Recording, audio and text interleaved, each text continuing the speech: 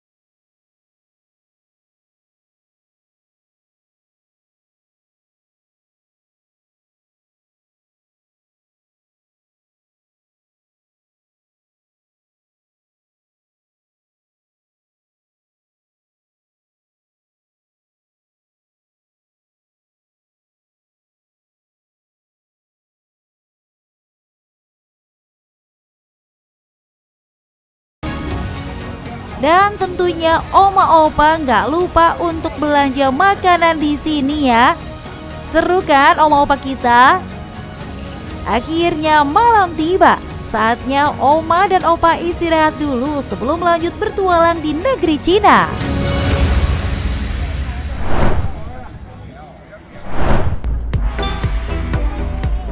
Saatnya melihat air terjun ikonik yang ada di wilayah Yan'an. Kita lihat bareng secantik apa air terjunnya. Perjalanan Oma dan Opa berlanjut menuju salah satu air terjun paling terkenal di China, yaitu Hukou Waterfall yang terletak di kawasan Yan'an. Sepanjang jalan, kita menemukan bentangan alam yang sangat cantik dan berbeda dari pemandangan kota. Setelah sampai di pintu masuk, Oma dan Opa perlu berjalan menuju titik shuttle bus. Saat berjalan menuju shuttle bus, melewati Hukou Geological Museum yang menampilkan berbagai struktur geologis yang ada di air terjun Hukou dan juga spesimen bebatuan yang ditemukan di air terjun ini.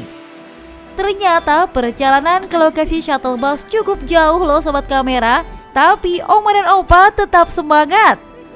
Perjalanan dilanjutkan dengan menggunakan bus wisata. Saat turun dari bus, air terjun Hukou sudah terlihat. Aliran air yang kuat dan kabut air yang terbang ke udara langsung menarik perhatian. Dari sinilah suara gemuruh air mulai terdengar. Walaupun belum masuk gerbang utama, pemandangannya sudah sangat menakjubkan. Oma Opa masuk melewati gerbang tiket. Dari titik ini, pemandangan air terjun akan terlihat lebih jelas. Inilah Hukou Waterfall, air terjun terbesar di Sungai Kuning, salah satu destinasi wisata terkenal di Cina. Di Hukou Waterfall, aliran airnya jatuh ke dalam celah sempit, menyerupai mulut teko. Dari sinilah nama Hukou berasal. Keindahan dan kekuatan Hukou Waterfall menjadikannya daya tarik utama. Tak heran jika area ini selalu ramai oleh wisatawan yang ingin mengabadikan momen di depan air terjun ikonik ini. Menariknya, Hukou Waterfall terletak di perbatasan dua provinsi, yaitu Provinsi Shanxi yang ibu kotanya Xi'an dan Provinsi Shanxi yang beribu kota Taiyuan. Meski namanya mirip, keduanya merupakan wilayah yang berbeda. Air terjun ini menjadi titik pertemuan alam, sekaligus penanda geografis yang unik. Jadi, turis yang kita lihat di seberang sana berada di Provinsi Shanxi, sedangkan kami berada di Provinsi Shanxi. Di sekitar area wisata, pengunjung juga bisa berfoto dengan kuda serta mengenakan busana lokal. Menjadi pengalaman tambahan yang seru selain menikmati pemandangan air terjun. Lihat nih, Bian sudah bergaya di atas kuda. Memang tingkah pola cucu kesayangan Oma Opa ini nggak ada habisnya. Sobat kamera, Oma dan Opa kita nggak tahan ya lihat pemandangan indah. Ada latar belakang foto yang bagus, langsung deh berpose. Hukou Waterfall terbentuk dari aliran Sungai Kuning yang menyempit di bagian ini, menciptakan jatuhan air yang kuat dan dramatis. Puas memandangi kecantikan alam air terjun Hukou, Oma Opa berjalan melewati aneka makanan dan jajanan untuk kembali ke shuttle bus. Perjalanan di Hukou Waterfall pun selesai. Sebuah pengalaman yang bukan hanya indah, tapi juga memperlihatkan kekuatan alam. Kembali ke kota Yan'an, perjalanan Oma dan Opa hari ini ditutup di Yanzhou Second Street Night Market, terletak di nomor 294 Erdao Street, Baota District. Disinilah beragam kuliner dan souvenir lokal bisa dinikmati. Kiosnya tertata dengan rapi di sisi jalan, sedangkan bangku-bangku diletakkan di tengah jalan sebagai ruang makan. Dihiasi dengan lampu-lampu semakin menambah cantik pasar ini. Dari makanan ringan hingga souvenir khas Yan'an, suasana pasar malam ini menjadi penutup yang ceria setelah menyaksikan kekuatan Hukou Waterfall. Penjelajahan Oma dan Opa di Cina masih akan berlanjut. Kali ini akan melihat prajurit terakota yang sangat terkenal itu loh sobat kamera. Jadi tetap di dunia dalam kamera ya.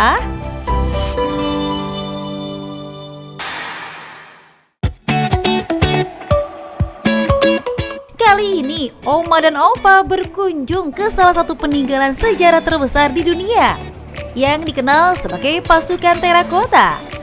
Pasukan ini merupakan penjaga makam Kaisar Qin Shi Huang, Kaisar pertama Cina. Hampir setiap hari ribuan pengunjung dari berbagai negara datang ke kompleks museum ini. Mereka datang untuk melihat langsung pasukan terakota yang selama lebih dari 2000 tahun terkubur di dalam tanah. Museum ini termasuk ke dalam situs warisan dunia UNESCO. Kompleks makam Kaisar Qin memiliki area yang sangat luas. Untuk menuju ke area pit, pengunjung akan diantar menggunakan mobil buggy. Luas keseluruhan kompleks sekitar 56,25 km persegi, menjadikannya museum terbesar di dunia. Oma Opa akan menuju area pit atau area eksebisi prajurit terakota. 1976. Sebelumnya, Leo, pemandu wisata lokal, menjelaskan tentang area kompleks pemakaman yang terdiri dari pit 1 sampai 3. Yang pertama dikunjungi adalah area pit 1. Area ini merupakan area yang terbesar dan paling ikonik, di mana terdapat ribuan prajurit infanteri. Prajurit terakota disusun dalam formasi tempur teratur, menggambarkan kekuatan utama militer dinasti Qin. Pasukan ini dibuat berdasarkan keyakinan kaisar bahwa kehidupan setelah kematian memerlukan perlindungan dan kekuatan militer yang sama besarnya seperti di dunia nyata. Aduh, penuh sekali. Ya padahal bukan hari libur ya. Benar luar biasa, sampai nggak bisa lihat apa-apa, hanya lihat kepala orang saja. Minta ampun deh. Memang benar nih cerita Oma, walaupun prajurit terakota yang ditempatkan di satu hall yang sangat besar, tapi pengunjungnya juga sangat ramai. Karena memang pengalaman melihat prajurit terakota secara massal hanya didapatkan di makam ini. Seluruh prajurit di pit 1 menghadap ke arah timur, arah yang pada masa itu diyakini sebagai datangnya ancaman musuh. Penataan ini menunjukkan strategi pertahanan kerajaan Qin. Patung prajurit terakota masih ada yang utuh, banyak pula yang sudah hilang beberapa bagian. Selain prajurit, terdapat pula patung kuda dengan ukuran sesuai aslinya. Dan yang sangat menakjubkan, muka setiap pasukan terakota berbeda-beda. Di bagian belakang pit ini terdapat bagian restorasi. Di sini prajurit-prajurit yang ditemukan tidak lengkap dan berupa puing direstorasi dan diperbaiki agar dapat menjadi satu kesatuan utuh. Kita bisa melihat berbagai kondisi prajurit terakota, mulai yang benar-benar dari puing, ada yang sudah berbentuk tapi masih ada beberapa bagian yang hilang. Juga prajurit yang hampir sempurna yang kembali siap untuk dipamerkan. Dari pit 1, perjalanan dilanjutkan ke pit 3. 3 is the smallest, but very important page.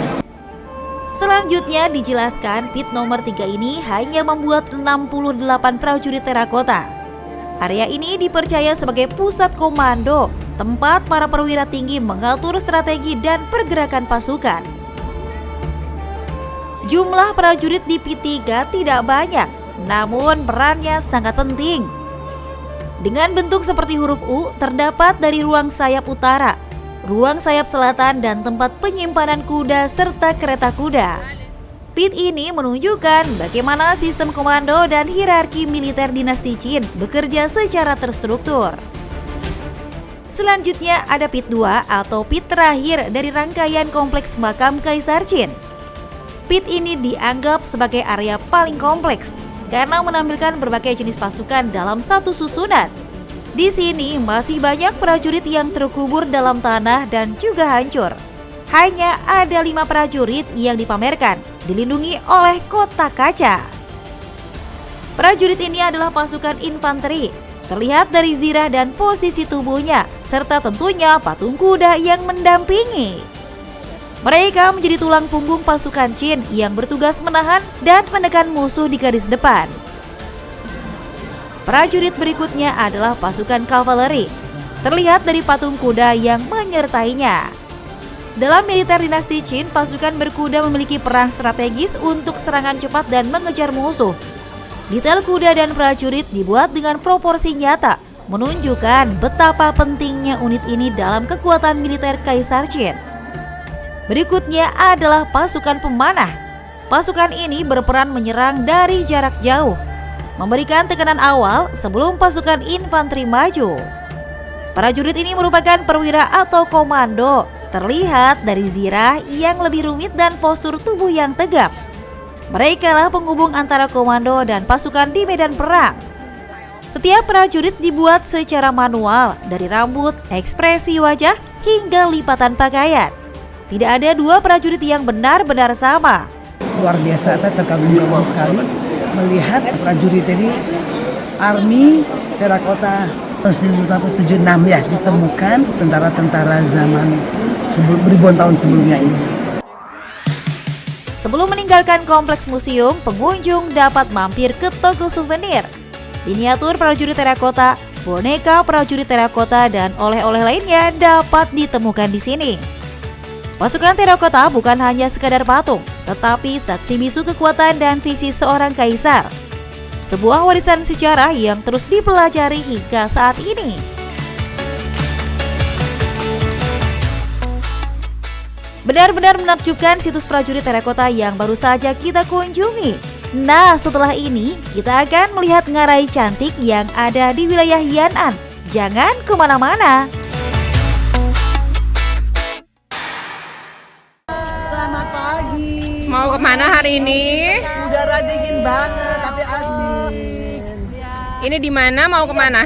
Yan'an mau ke Xi'an. Kita mau lihat Grand Canyon sekarang. Pagi-pagi, Oma dan Opa sudah happy banget nih. Perjalanan kali ini menuju sebuah destinasi alam di Provinsi Shanxi. Namanya Gangchuan Canyon alias Ngarai Gangchuan yang terletak di wilayah Yan'an. Kita akhirnya tiba di area Gangchuan Canyon. Dari sini petualangan akan dimulai. Meski terlihat tenang dari luar, namun di dalamnya terdapat landscape batuan alam yang sangat dramatis. Setelah melewati gerbang, kita masuk ke area utama Ngarai. Jalur ini merupakan akses resmi menuju lorong batuan dan gua yang menjadi daya tarik utama Ngarai Gangchuan. Perjalanan dilanjutkan dengan menggunakan bus wisata khusus. Untuk menuju Ngarai Gangchuan akan melewati jalan setapak. Dengan hati-hati, Oma dan Opa berjalan menuju fenomena alam Ngarai Gangchuan. Medannya cukup berat nih untuk Oma dan Opa kita, tapi enggak menyurutkan semangat untuk melihat keajaiban alam yang sebentar lagi akan ditemui. Akhirnya Oma dan Opa perlahan masuk ke dalam Ngarai Gangchuan. Sebuah lorong alam yang diapit tebing batu pasir yang tinggi dan sempit. Tekstur dan lapisan batu yang terlihat jelas menjadi petunjuk proses geologi panjang saat membentuk lorong ini. Dari sinilah telah terlihat struktur unik bebatuan yang mengapit jalan setapak. Inilah bagian utama dari Gangchuan Canyon. Sebelum perjalanan lanjut, tetap ya harus pose foto dulu. Gua Gangchuan atau sering disebut Gangchuan Canyon merupakan sebuah lorong alam di antara dinding batu. Untuk menyusuri lorong ini, pengunjung harus melewati jalur sempit yang hanya untuk satu orang. Jadi jalannya hanya searah, tidak boleh berbalik arah. Terlihat batu-batu menjulang dan sangat anggun. Saat melangkah masuk, suasananya langsung berubah. Seluruh bentuk dan teksturnya terbentuk oleh air dan angin melalui proses alam dalam waktu yang sangat panjang. Jika diperhatikan dengan seksama, lapisan batuan di sini terlihat seperti garis-garis halus yang merupakan lapisan batuan pasir merah. Setiap garis mencatat sejarah alam yang sangat panjang. Ngarai ini terbentuk dari retakan tanah akibat gempa bumi dan erosi selama jutaan tahun, menawarkan pemandangan dramatis untuk pengunjungnya. Menyusuri lorong alam ini memang memakan waktu, namun justru disinilah serunya. Setiap beberapa langkah selalu ada bentuk baru yang bisa dinikmati. Bentuk gelombang cukup banyak terlihat di lorong ini. Dengan cahaya matahari yang masuk dari celah di atas, membentuk bayangan dan warna alami yang berubah seiring langkah kita. Batuan kemerahan, coklat juga kehijauan terlihat bergantian, memberikan nuansa harmonis alam yang tak tergantikan. Ini dikarenakan warna dasarnya berasal dari batuan pasir merah dengan lapisan lumut hijau, goresan organik hitam, dan lapisan lumpur putih serta kuning. Interaksi elemen-elemen ini dengan cahaya menjadi kunci perubahan warna ngarai. Jika melihat ke arah atas lorong batu ini, masih terdapat pohon-pohon yang tumbuh tidak seperti di bagian bawah lorong yang hanya dapat ditumbuhi oleh lumut. Akar dari pepohonan ini membantu menahan tanah dan erosi, sekaligus menjaga keseimbangan alam. Jalan setapak terbentuk secara natural dengan jalur yang berkelok, menyesuaikan dengan bentukan alam. Rasanya sangat menakjubkan saat menyusuri lorong alam yang sangat indah ini. Masuk ke dalam mengarai, jalanan yang dilalui semakin sempit. Formasi bebatuan terasa semakin rapat. Visual endapan batuan pasir ini juga terasa semakin menakjubkan. Bentuk yang tidak pernah sama dari awal perjalanan sampai ujung menambah keunikan dari ngarai ini. Perjalanan menyusuri ngarai Gang Cuan sudah hampir berakhir. Oma Opa masih semangat berjalan perlahan sambil menikmati keindahan alam yang tak tertandingi ini. Di jalur akhir ngarai, bebatuan yang diselimuti lumut mendominasi pemandangan. Setelah menyusuri bagian terdalam canyon, kami pun perlahan kembali keluar. Perjalanan kita di Gang Cuan Canyon pun selesai. Sebuah pengalaman menyenangkan menyusuri lorong alam yang terbentuk perlahan oleh waktu. Perjalanan keliling dunia kali ini telah selesai. Ikuti terus penjelajahan unik berbagai negara hanya di Dunia Dalam Kamera. Sampai jumpa minggu depan di waktu yang sama.